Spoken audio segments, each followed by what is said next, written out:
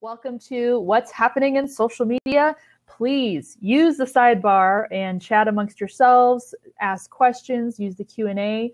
If you're not familiar with Huzzah, which I like to call it Huzzah, we are not playing Pokemon Go today. But I did try it the other day, by the way. Just, yes, totally discuss it. It's obviously the rage. We were just talking about it on Snapchat, actually, because I'm pretty sure I saw a girl riding by on her bicycle, no handlebars, and playing. We were assuming maybe she was playing Pokemon Go. But if you guys don't mind, share the stream out with your friends and followers, because we're going to cover some cool stuff today, including Snapchat memories.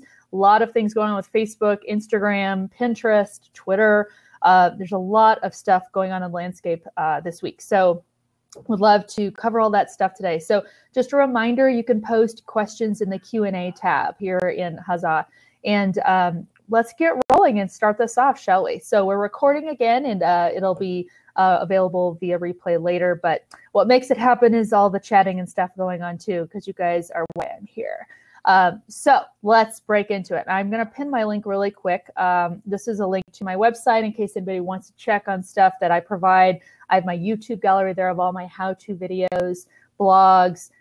There's training provided and things of that nature. Would be happy to help anyone. And I just wanted to get that out of the way before we jump right on in. So let's talk about what's happening in the social media landscape. And first of all, Snapchat memories is the latest rage going on for like the last week and a half at least, talking about what has come on the forefront with Snapchat. So Snapchat, as you guys may be aware, is a mobile messaging app. That is really at heart what it is. And by the way, just a little shout out, I will be discussing messaging apps with Anne on her hashtag mobile chat tomorrow evening. And if you want, you can totally put that into the, I just saw your selfie, Jeff. That's so cool. Gosh, I love this platform. But Anne, if you want to share your link to your mobile chat or at least some information about it in the sidebar, but we will be talking about messaging apps. Snapchat is a messaging app, and it just made a huge leap this last week and a half where they've ushered out a new feature called Memories. If you haven't heard people talk about it, I'm a little surprised, because that's all anyone seems to be talking about with Snapchat. And today I'm going to post a link just from CNET, which talks about it. Yes, can't wait for mobile chat tomorrow night. It's going to be great. Turning into a new camera roll on your phone. That's right. That's exactly what's happening. So here is an article from CNET on how to use memories. And that's basically just talking. Gives a little walkthrough how to do it. Now, I have posted on my YouTube channel. Let me just go ahead and throw the link up to that as well. On my YouTube channel, I've got a video that I did right after I got the update, and it's had almost 5,000 views, which is amazing. But that's pretty much how serious people are taking this rollout, that it has really altered the face of Snapchat. Now, before we get too much farther, what I want to do is share my screen. And I will have to hop back and forth a bit so I can make sure I catch your questions and comments. But I wanted to show you guys what Memories looks like. If you don't have it, some people haven't yet gotten the update. But if you want to just kind of see what the interface looks like, we're going to demonstrate that right now. So I am going to go ahead and share my screen. Really exciting thing. Hi, can everybody see me and hear me? If you can see me on the screen through my Snapchat, and it should be a little stop motion just because, again, we're doing it through screen share, which is basically my mobile device, to a website, and then coming over to Huzzah. So if you can see this just fine, please let me know. I'm going to hop back over. Great. And sorry about the little static that it's doing. So what I want to show you is how Memories works. So now, and obviously you're going to be able to see stuff that appears on my screen. I tried to turn off notifications. But you'll see that on my screen, I've got a couple buttons down here. Now, before you have the Memories update, you should always have just had this round button right here. But once you get the Memories update, you're going to see an additional little round button, smaller, below your regular capture button in Snapchat. And that indicates to you that you have the Memories update. So I'm going to go ahead and click on that. All right, guys, we are in Memories right now. And again, I'm just going to hop back to make sure I'm not missing anything. Actually, I wonder if I can like mess around with these a little bit. Interesting. Okay. Let me just hop over 20 tabs open and counting. That's right. I do 20 tabs.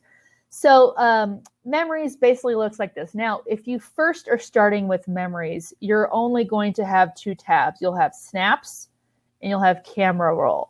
That's because if you are just getting into memories, you haven't created any yet. So it's only going to have 2 tabs. Now, once you get going, though, you'll start having an all where you have all your snaps and camera, memory roll, and stories.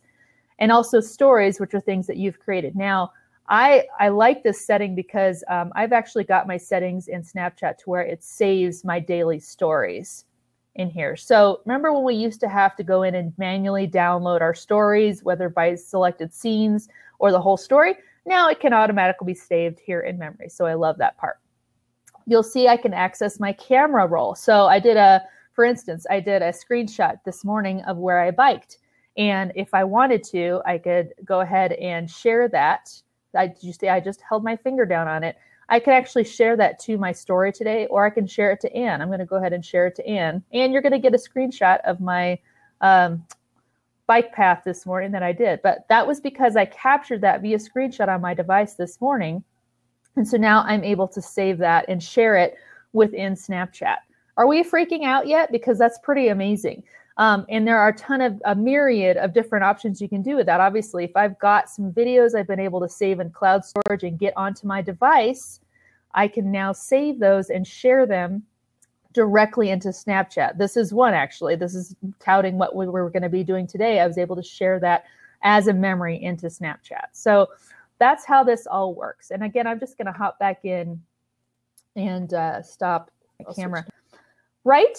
What do you guys think about that? I would love to hear what you think in the sidebar. As far as, yes, it solves the marketing problem of snaps being gone after 24 hours. Correct. So for people who have been wanting to use their graphic design chops or have content that they know they would like to seamlessly share on Snapchat, aside from what we all been having to do where, if I want to share a YouTube video, I've got to go actually put YouTube up on a different screen and go just snap myself taking that video. Very, it's kind of junky, a little clunky, and it's not smooth and seamless. And a lot of marketers particularly really like things that are a little more produced. Now, this capability gives us that. So I'm going to hop back in and show you guys basically how to create a memory. So it's very fun, and there are a couple tweaks I think that Snapchat is making to this as they keep rolling out updates. I'm getting them repeatedly. So I think they're refining the whole feature, which is great. So hopefully we'll be seeing more of that. Yes, great way to use a branded filter and have it reach. Absolutely. You can actually create your own filters now on your snaps and be able to share those out without having to necessarily go through Snapchat. So it's a great way. So let's hop back in and I'll share what it's doing right now. All right, so now we're back in memories. So now let's say that I would like to create a memory. So along the top, you should be able to see that I've got a little selection button. Once I click select, I'm now in select mode. I can go through and find just about anything I want. So let's say I want to grab a couple snaps. This is what I did yesterday, actually. So I'm going to grab 1, 2, 3. I was demonstrating how to create a story. So now you can see once I've selected those snaps, I have a couple options. I can hit the trash can icon to get rid of them out of my memories. I can share these, as you can see with the share icon along the bottom, to any other app that I have on my phone. If I hit lock, that's going to add these to move to my eyes only, to a tab you have in there. Now, if I move them there, that essentially is an area where I have set up, and it asks you to it walks you through how to set this up. You enter your own code, and that way, if you happen to be showing this to someone else, maybe you have some snaps and camera roll items you don't want people to be able to see as you're standing there with your mobile device right next to them, you can move those to my eyes only so nobody else can see those. So that can be advantageous if you just maybe, have whatever reason you have private snaps and camera roll items. Everyone's got their lives to lead. But what we're going to do with this is we're going to actually assemble a memory. So that is the middle icon, the circle with the plus sign. You'll see that it's processing it, a little circular going up there, revolving around. Okay. Now, it's keeping these in order of timestamp. So the reason the one I just created did not show up at the top is because Memories works via timestamp. It cares about when these were snapped. So now I just popped in, and this is the story that just got assembled by the snaps that I just assembled. See, there's 2, little video snap, and there's 3. Now, if I want to edit this memory, I hold down the button. Now, if you guys can see, I'm now in an edit mode of this 3 snap story. Along the top left, you can see it's just called My Story, 3 snaps, and I can swipe through all 3 of those snaps. Okay. Now, once I'm in here, let me point out again that you can see the timestamp at the top right of each snap, 337, 338, 339. There is not currently a way to reorganize these snaps. They will go in order of timestamps. So as you're preparing your memories, you need to keep in mind that you'll have to capture them or upload them in the order you want them to appear in memories. All right. I'm just going to switch back to camera really quick. So does that make sense, everyone? And I'm going to catch up on the chats over here. 20 tabs open. Yes, great way to use a branded filter. Great point. So I think that's going to be probably the biggest complaint for a little while, is that people aren't able, we all complain about everything when it first comes out, is that you won't be able to reorganize those snaps. You have to strategically create, and it's just like creating your snap story throughout the day, right? You can't reorganize that once you put it live. So you will need to plan that out. So for instance, when I was putting one together the other day, I had done a snap, and actually I had uploaded something to my camera roll and then done a snap. Well, I wanted to make those into a memory, and it was grabbing the camera roll item first, because that was the first thing it saw consecutively before my snap. And so what I had to do was back out of that and say, okay, fine. So let me do the snap first, and then I will upload to my camera roll. And at that point, it was able to put that in order for me.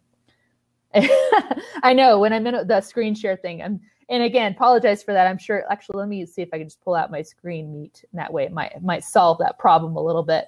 And that way we won't be dealing with that. But so if that makes sense, you have to make sure your timestamps are in order. So I'm going to hop back in really quick and just really quick wrap that up about how to do a story. And then we'll move on to the next things. But this memories thing was kind of a big deal. So it's kind of a big deal. I feel like you're on acid again. Sorry about that. Let's go back over here. Okay. So we're still in memories. Let me show you a couple more items. So to edit any specific snap, you just make sure you land on the one you want to edit. So here's that one. I can add a sticker to this one. And obviously do anything you would normally do with a snap. Also notice I could turn the audio off. I could share it out directly from here. I click done. Once I'm done, it says, do you want to save changes? Yes, I do. So now that sticker is added into this story. Okay, let me show you this too, the option sandwich icon up at the top. This is where you have a few more options. You can actually name this story. So if you want to kind of keep it named and you want to save it to your camera roll later, you can give this a file name. You can move from here, move this into your My Eyes Only tab. You can export the story anywhere. Now remember, when you export, it's pretty much going to take away some of the Snapchat features that you can only see in Snapchat. You may only export the actual still and video content. It might not retain stickers and captions and the like, but it'll export to any app that your phone supports.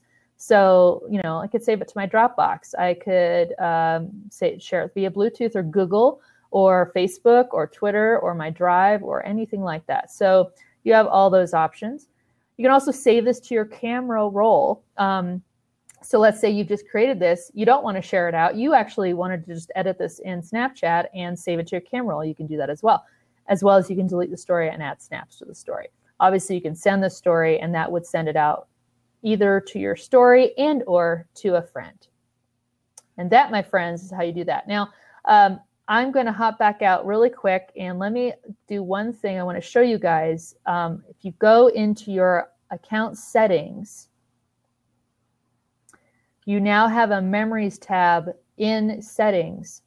And that is what I recommend visiting before you even get started, because at this point you may decide, hey, when I save my memories or when I save a snapper story, I'd like it to save to memories, not to my camera roll. Or maybe you want it to save to memories and camera roll. Or maybe you want to save all your snaps in here directly to your camera roll. That's something you may want to decide to do before you even get started. And that is how you use that. So let me hop back over to Huzzah. How do you guys do? So let me catch up with what's going on over here. When you minimize the window, yeah. So to add to your own filter, you would just make the PNG, throw it on the image. Yes. So you basically would need to use graphic design outside of Snapchat to put that on there. But yes, you absolutely can add your own filter to other snaps that or other images you did not capture in Snapchat. You know, I think a lot of people are probably going to do the memories and camera roll, because with this being a new feature, it's cloud-based storage. And, you know, people might be like, well, I just want to make sure I have it. Maybe I have it in memories as well as my camera roll. Now, if you do that, you just need to be cognizant that your camera roll is going to fill up pretty fast. So particularly if you snap quite a bit and use a lot of video. So just keep that in mind. But on the other hand, there are some things you can do where maybe you save it to camera roll and maybe you have a process where then you get it onto your cloud storage. IFTTT.com has a ton of options like that where you can set your mobile device so if something is saved to your gallery or camera roll, it will maybe then automatically upload to cloud storage. So that's just an idea there. Yes, having a lot of memory is a smart way to go. So, but that's essentially how Memories works, everyone. So I hope that was helpful just to show the interface. We'll see a ton more about this. I think the big challenge for this is going to see how certain users might overuse Memories to where they're using and creating so much canned content that they're doing that more than the actual authentic snaps. It'll be really interesting to see how people use that. So keep your eyes open. One thing I even contemplated, which I decided against for now, was that I was like, well, I could create a really brief little video welcoming someone saying, thank you for adding me on Snapchat. I've decided not to do that for the time being, because I like saying the person's name if it's on their Snap account, if it's clear, when I welcome them via a private Snap. And I could see brands who have a wealth of new friends and followers every day, maybe resorting to something that maybe feels personal, but it is something that's a little more automated, so they can just pop that into a private Snap and send it. Something to think about. But that is some, oh, by the way, for those of us who like to share other people's Snap codes to our Snap story, this makes it insanely easier. Imagine that. You go in Snapchat, go find their Snap code, screenshot it. Now you can just share it as a memory directly. It's very clean. If you're just puking content, you're going to lose your audience. Correctamundo, Jeff. That is right on. So yeah, so I am interested to see where that goes. But that's basically what's happening with Snapchat. So, and just one other thing I wanted to point out, and I didn't find the link to this, but the NFL is actually hiring a Snapchat Discover editor. I saw that in the news this last week, and I thought that was really interesting, to the notion that the NFL is, I think they have a presence on Snapchat, but they're up in their game on there, thinking we've got to make sure we're in there creating engaging content and really on the forefront. So for all the companies and brands out there like, no, it's not for me, it's not for me. I'm like, really? Because the NFL is getting in on that. And you can't tell me that it's catering to the 13 to 24-year-old demographic. It's not, because more people than that are now getting on Snapchat. So take word from the NFL, right? Okay, so Jeff, thank you. Actually, you're segueing me nicely into the next topic. Let's talk Twitter, everyone. Twitter is going all in on live video. Which I love. I loved the news months ago that they were going to be live streaming NFL Thursday Night Football. Very excited about that. But here are some other things coming down the pipe. So we've got the Republican and Democratic national conventions are going to be, yes, and Bloomberg as well. But the Republican and Democratic national conventions are going to be live streamed on Twitter. So that's coming down the pipe. Additionally, Wimbledon is currently live streaming. Let me just share this link too.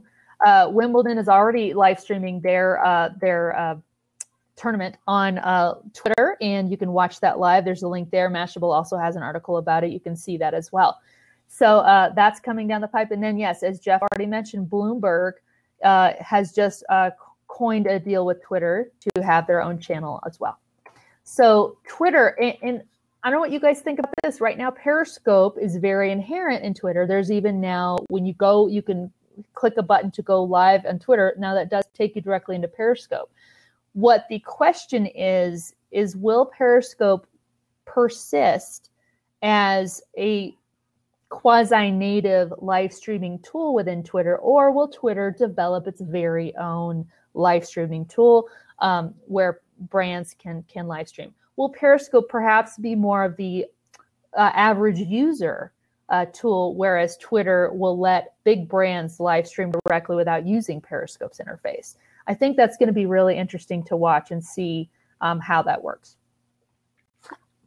So all of these things come into play. I'm really excited about that, though, because I do love the fact that that I'm able to get on Twitter and watch football, because I love doing that anyway. One other thing that came out, I think it was just today, about Twitter, for those of us who are addicted to GIFs, however you want to say it, we can now, if you're on the web browser of Twitter, the web version of Twitter, you can upload a GIF up to 15 megabytes. Now, I don't know if you guys are like me, where you run into that, where you wanted to share an awesome GIF and you weren't able to because it was too big. You're like, oh, I can't stand it. So you had to go find something smaller. But now you'll have an up to 15 megabyte ability to do that, not via mobile app, via the web app or web browser of Twitter. So that's something that's a wonderful development. Twitter's allowing us a little more Reddit HQ GIFs. Ooh, I'm gonna have to go check that out. You guys, I have a stock image folder, and there are GIFs in that stock image folder because I need things to go to and pop up when I need them. Because GIFs, I really do believe we're gonna eventually arrive to the point where GIFs are almost their own marketing platform. I've actually wanted there to be strictly a social media platform that is only GIFs, not emojis, just GIFs, because I think they're awesome. So Twitter's got a lot going on, live video space and upping its GIF game. And then also, I know we've recently seen some news where they're going to take away, we've heard a lot of talk from Jeff Dorsey, the CEO of Twitter, that they want to make Twitter not so much a code language. So they're going to make it to where you no longer have to do the little mention, the @ symbol to mention somebody. And then if you want that to appear in your main timeline versus just replies, you'd have to put the little period or something before the @ symbol. They're going to be changing that as well. So making it a little more user-friendly, I believe, and kind of upping their game on that. All I know, too, is that, and please, by all means, follow Jeff's lead and post selfies if you're just like, yeah. By the way, what was I going to say just now? I just lost it. It's gone. It's gone. Something about Twitter, and I lost it, and it's gone. But Anne, I think you shared something this last week where you saw a connection request or something on Twitter that was a little different looking. Also, in addition to the fact that they now are going to start rolling out where your response times on Twitter are posted on your profile. So that'll hopefully admonish a lot of people, including myself, to be a little more astute about being like, I need to hop in and respond to that right away. So Twitter up in the game. And yes, please post your selfies of how excited you are about all these developments. I know I really like the response time thing, because I know we see that on Facebook already about how fast people are responding, and that really speaks to a customer service issue. All right, so Twitter got a lot going on. Instagram is up next. One big piece of news today. Now, I don't know if any of you guys use Buffer to schedule your posts. If you don't, that's okay. But you can now use Buffer to schedule. Yes, Buffer. Use Buffer to schedule Instagram posts. I have had to use Hootsuite up till now, and I know a couple other applications let you do this as well, where you basically set up a post with the image and schedule it, and then your mobile device using that app can get a notification saying, hey, you need to go post this now. It's ready for you. Pretty seamless to do via Hootsuite. Now, I have recently started using Buffer primarily for managing and posting not only to my own channels, but those of my clients.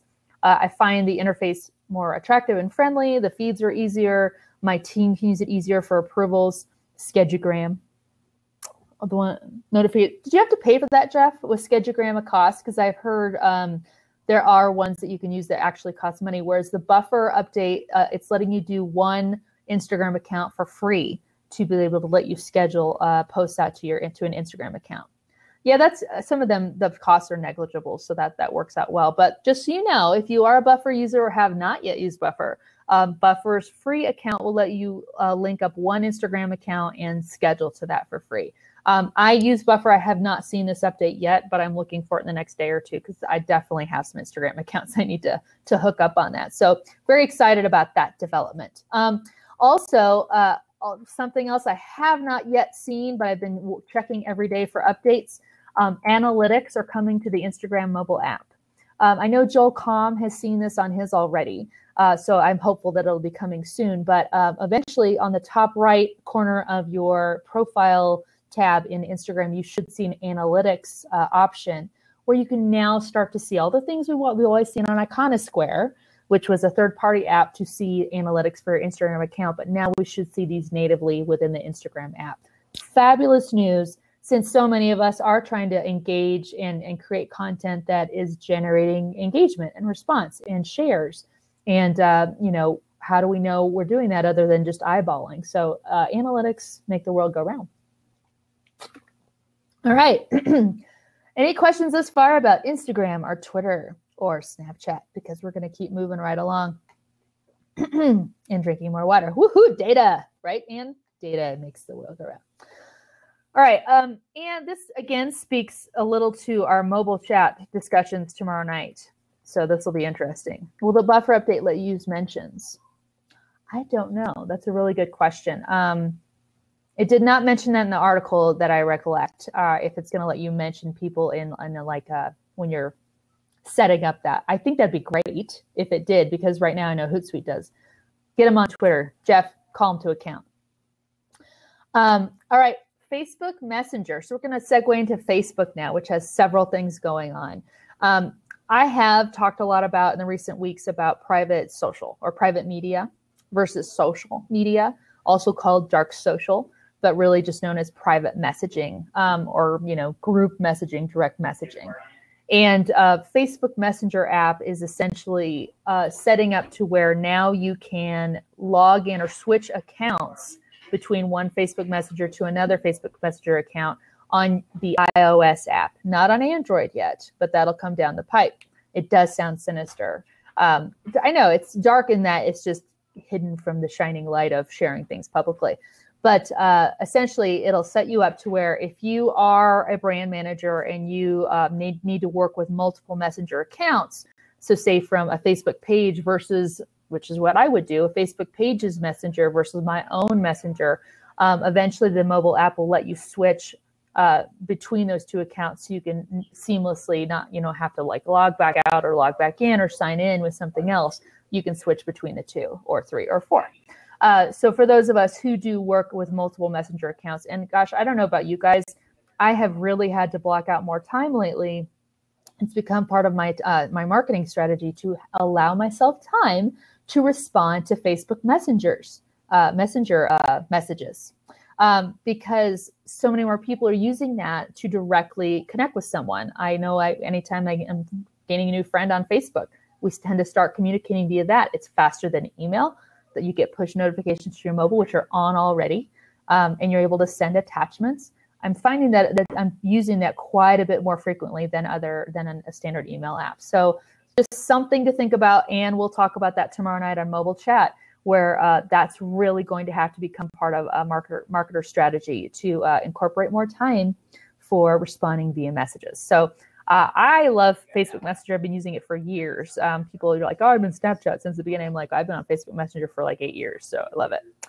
Another thing coming down the pipe, or actually I think it's rolled out or is rolling out, is through Facebook Messenger, you can now, they call it secret messages. It's more encrypted, protected messages. So let's say that you are, which this happens with my mom and I sometimes, where she's like, hey, I want to give you my credit card number because I want you to go get your hair done or a pedicure. Thanks, Mom. So she may decide to send that to me via Facebook Messenger. In that instance, I will now have the option to encrypt that message so that it's private and I'm not so much in fear of someone stealing her credit card. Now, all that said, please use brains, your brain cells, before sharing a ton of private monetary information via digital means. The nice part is that I'm glad that Facebook is stepping this up to where you can encrypt those messages. It's also going to be advantageous for brands who need to protect their customer or whoever they're communicating with need to protect their information. Healthcare is one area this would be very huge, is to say, instead of you emailing us an encrypted message or trying to call, perhaps you want to share some of your medical information with via Facebook Messenger. We can encrypt that now and make sure you're protected. And legally, that falls within regulations where those kind of brands and industries have to protect that information. So encrypting these messages is a really big step for Messenger. Exactly, HIPAA, right on in, where Facebook is really trying to cater to that, to say, hey, let's make this easier for brands to have that seamless communication with a client or customer without making them move to another platform or email message. It's about convenience and it's about protection. That said, I always take that with a grain of salt. Whenever Google tries to tell me it's you can keep this secret, I'm just like, from who? So please just be cognizant of that. I always am very careful with brands or platforms where they say, oh, this is 100% protected. I'm like, okay. So just be mindful of that and take that with grains of salt and use your best judgment. But at least it's nice to know that these tools are being developed for us. One last thing, or a couple of things, actually. I'm not quite done with Facebook. There's lots. Facebook, if you guys recall, obviously this last week and a half was quite the breaking news river of information coming forth with race relations in our country and violence and things like that developing. And a lot of it developed from live streaming.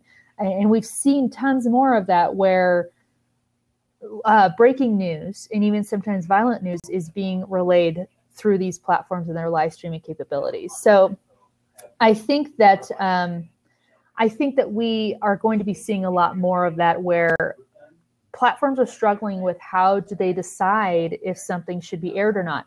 We know that we run into that with news broadcasters where they're like, do we air this footage or not? And if we do, we better make sure we say up front, this is really violent stuff. And please, take that into consideration before you continue watching. You hear that on the radio often where they're like, we're about to share something. We just want to make you aware of what's about to be aired in case you need to switch the station. But how do we handle that when it comes to a social media live stream? Because right now, there's really no way to upfront say, there's no 7-second delay where you can say that, oh, well, because this is violent, we're going to make sure we take this off air. And Facebook did get some flack because with the live stream of the Minnesota shooting of the passenger in the vehicle, she went live with that. And Facebook actually did take it down for a period of time under the premise that it was violent or disturbing. But everyone's like, no, this is important for us to see because of the conversation happening. So I'm actually going to be covering this topic tomorrow during my #Let's Livestream Twitter chat, which is at 1 p.m. Mountain Time. It's 3 p.m. Eastern Time tomorrow. We're going to be talking about this and what this means because with so many controls happening over breaking news, violent news on broadcast television, how does that correlate to how social platforms are going to handle that kind of content when it's real time? Any user can hit push and they're able to get it out to everybody. And then it's up to the platform itself to say, oh, something's going on over here. Does it need to be live? And what if they make the decision to bring it down? What are the repercussions of that? So we're going to be talking about that too. But Facebook has been kind of getting some scrutiny for that in the last week and a half because they did take it down and then put it back up. It's a lot of questioning going on as far as like what that's going to mean for brands. So something to keep an eyeball on for sure. And I see Claudia, I see you on there, Mint Media. So thanks for tuning in. So that'll be an interesting thing going on with that. Let's move on since we're talking about Facebook live streaming. Anybody in this room, are you an Apple user? I am not. I have an iPad, but my primary mobile device is an Android. And have you tried the MSQRD app yet? Because I know you've been doing more Facebook Live. Hello, Claudia. I know you've been doing more Facebook Live broadcasts. Apparently, there's the MSQRD app, which would let you live stream to Facebook, but you can add those Snapchat faces and filters and effects. So, well, in that case, Anne, guess what? You're the one in the room with the Apple phone, and I would like you to try that. and then we can see what it looks like, because you should totally get that going because you're awesome and inventive and you can totally do that stuff. MacBook Pro, Android. Yes, Jeff. Yeah, I've got Apple stuff in my house. I just don't use it regularly. I think I even got on Ghost Codes with my husband's iPad, and I haven't been back to it. So, but hopefully, again, those of us who are Android can wait for that to come out to Android apps or to an Android platform. Go all the way, Apple friend. That's right. Go all in or go home.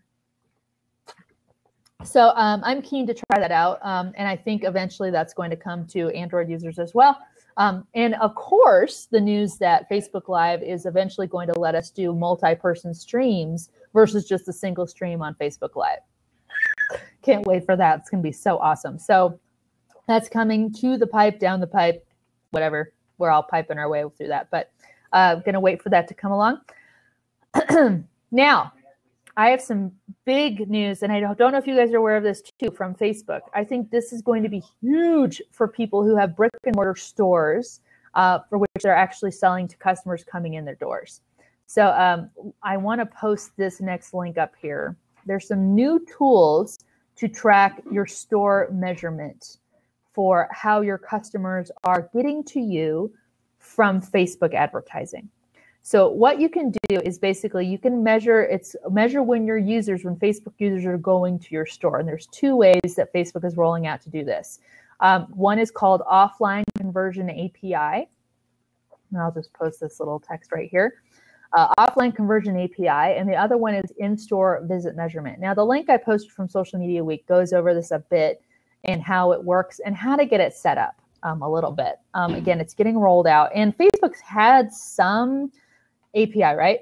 Facebook's had some some tools in this realm, but the article points out that this usually has only gone to high spenders, big brands that have tons of money to throw, hundreds of thousands of dollars to throw at advertising. So that's the way they're able to access data through third-party apps and then use it to see how is this converting from a Facebook ad to people walking in my door and buying something.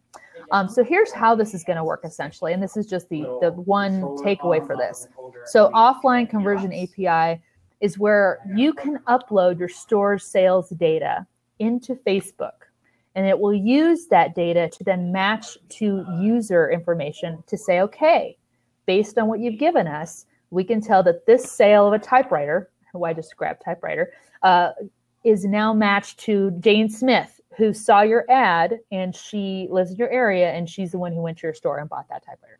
So this is one way where you can actually show ROI to say that, okay, we did this much spend on a Facebook ad, and then we had our in-store sales data, and now because we're bringing the two together, we can see that Jane Smith actually did buy that typewriter from us. Sorry about the typewriter reference. What can I say? The other way is in-store. Tell us about the big ring you roll with a stick. I know. Sorry. I just don't know why I just grabbed typewriter. You know why? Because we were just in San Diego. You're killing me, guys.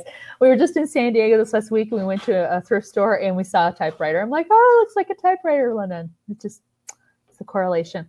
So the second way this is going to work is called in-store visit measurement. Now, this is not as precise, but what it will do is it will track visits. So let's say let's go back to Jane Smith. Let's say that you are selling correction tape. You have an Office Depot, okay? And you have a huge sale on correction tape because you have so much of it. You're amazing. And you did a Facebook ad on that. Jane Smith saw the Facebook ad. Well, now because of geo-tracking, Facebook can tell that Jane Smith came within 50 meters of your storefront. So it's going to basically correlate that to say, well, because of your Facebook ad that Jane Smith saw, she came within 50 meters of your storefront. We can assume she visited your store. So that's where it's coming in. And she came to get your whiteout. That's right. But because she saw your ad and then came within 50 meters of your store, that's how Facebook is correlating that to an in-store visit measurement. Not exactly precise, but as we all know, that's just going to get better and better as far as telling where people are going and walking with their devices. But that's another tool Facebook is now providing to let stores realize when their marketing efforts are working. There are some parameters around this. I know one of them was that it's only available to brands that have at least 100 storefronts. So this won't really work for little mom and pop, you know, Pete's Kitchen. I've got it here in Denver. Pete has all these restaurants. He won't be able to do that. Thanks for being in here, Jeff. I appreciate it. And we'll have the replay later. I've got a couple more things to cover about Pinterest and another live streaming app. So make sure you come back and visit, and it'll be on my website too. Thank you.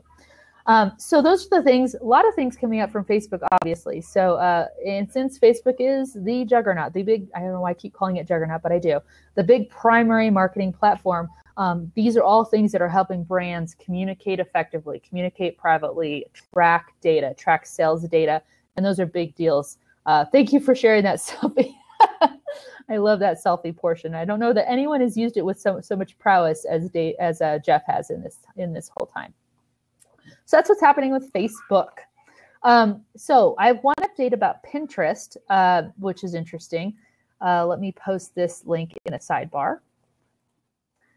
So Pinterest is now going to be working with your camera app on your phone so that if you happen to be out and about, and now that we've come down, oh, and I love that. I think you see, I'm so inspired that I was able to prompt you to do that. And I want to see what you do with that because it sounds like it's gonna be fun. And I guess, Anne, that you can, I guess you can make like a little face and then post it. I'm totally gonna check once we're done with this broadcast. So Pinterest, shoppers can now take a picture of something. So let's say that I'm walking down 16th Street Mall here in Denver and I see a pair of shoes that I really like in a window, and I can take a picture of those shoes. Thanks to object recognition, I can then basically use that with Pinterest, and it will find pins for me, sale pins that I can find and say, oh, well, a pair of shoes like that is right here, and it's available via Payless. Go check out their pin about that and see how much it is. So you can actually shop for items via Pinterest by taking a picture of something you want, and it should try to find that for you in Pinterest so you can buy it easily. So women around the world rejoice. Now we can actually be like, I don't want to have to go look for something. I just want to find that pair of shoes. Where do I find it? Chances are it's going to be on Pinterest, since all the people who sell things to women are on Pinterest. So that's awesome. And then lastly, I want to just go over one thing that I shared earlier today on a Facebook group. There's a new private live streaming app. And I keep coming back to this private messaging because this is relevant to what we're going to be talking about. It's called Peek, P-E-E-K. And yes, essentially, it's not like it's Periscope, but private Periscope. It's not exactly Periscope, but it's like that, where if you want to do a live stream privately with another individual or a group, Peek will allow you to do this, okay? So I'm very interested in how this is going to work, because not only, obviously live streaming is the big thing now and people will want to live stream, but then you've got the people who are like, well, I know I should live stream, but I don't want to do it so everybody can see it. It's fully public, which it is completely. So let's say you don't want to do that, but you know you want to live stream. So why can't you now then, you can use Peek to do that maybe with, and you and I could do a live stream back and forth together, or I could live stream with my parents and let the kids get on almost like a Skype thing. Or as many brands have started using WhatsApp, which is a private messaging platform, and they're using that to just target specific groups to create advocates or to give them deals on discounts on their services and products. What's to stop a brand from getting on there and saying, well, I will directly live stream with somebody and give them a very targeted message, a person or a group of people, to let them have this little insight that's not for anybody else. So Peek is coming out on the forefront, right? Again, it's dark social meeting live streaming. And I think that's going to be huge. Total personalization. That is where we are going. So I really like the notion of this coming out, and I'm interested to see what that does, as well as any other apps that might come out, live streaming being all that it is. But I like the marriage of this with private media and live streaming. So that's going to be interesting to see as well. Anne, do you want to hop on? I could bring you on. We could just chat a little bit since we're toward the end of the hour. Do you have time? I could bring you in if you'd like to.